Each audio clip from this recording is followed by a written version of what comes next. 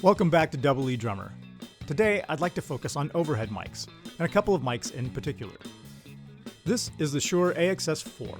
It's part of their AXS line of microphones, and this was introduced about 20 to 30 years ago as just a rebranding of the BG series of microphones for Musician's Friend or Guitar Center.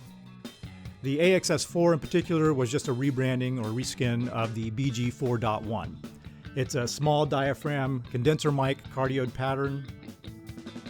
It takes phantom power, but if you don't have phantom power, allows for the insertion of a AA battery as its own power source.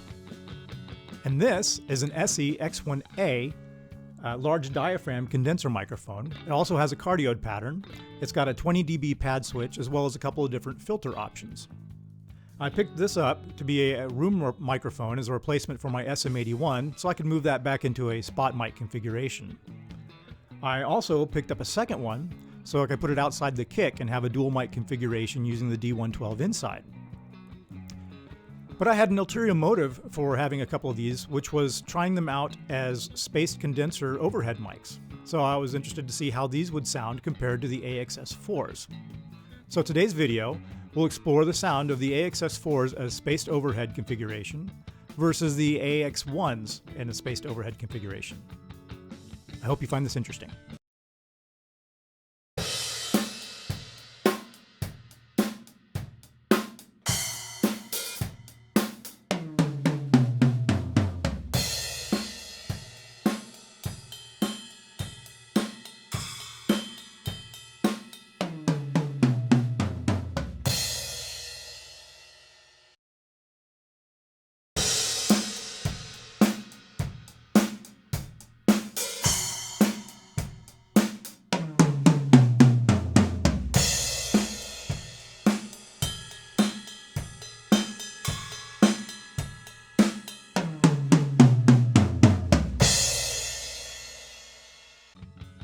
So right off the bat, you can hear a big difference between these microphones.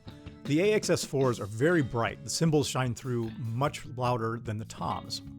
These are about the same spacing as far as distance from the drums. I used the kick drum as the center point or the focal point for both of them because I wanted it to be more the center sound. The height is about the same between the AX4 and the X1As from the drum kit, so they're about as close. Each one is just as close to the cymbals as the others. But you can get, I just got a much more balanced sound out of the X1As. And this is again without any type of EQ. However, if I want to get a little more differentiation on the X1As, maybe bring out the lows, bring out the highs, I can do some very small EQ adjustments, just a couple of different points on the curve, and get a pretty good differentiation. So here's what that would sound like.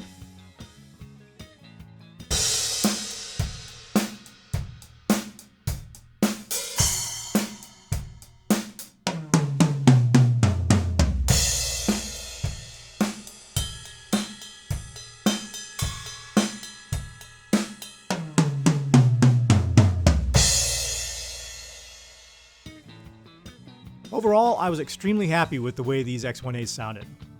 For a budget microphone, only about $100 a piece, I thought they had a very good dynamic range. They had a good low end, a better low end, I think, than the AXS4s. But they could handle the highs, and with a little bit of EQ tweaking, I think you can get a strong high as well as an even stronger low. The AXS4s, I think, would do a really good job for some spot miking, maybe cymbal spot miking. But I think going forward, I'd like to use the X1As as my overheads, just for the balance that they offer. Anyway, if you have any comments or questions, maybe content suggestions, different microphones to test, please leave them in the comments below. Thanks for watching. See you next time.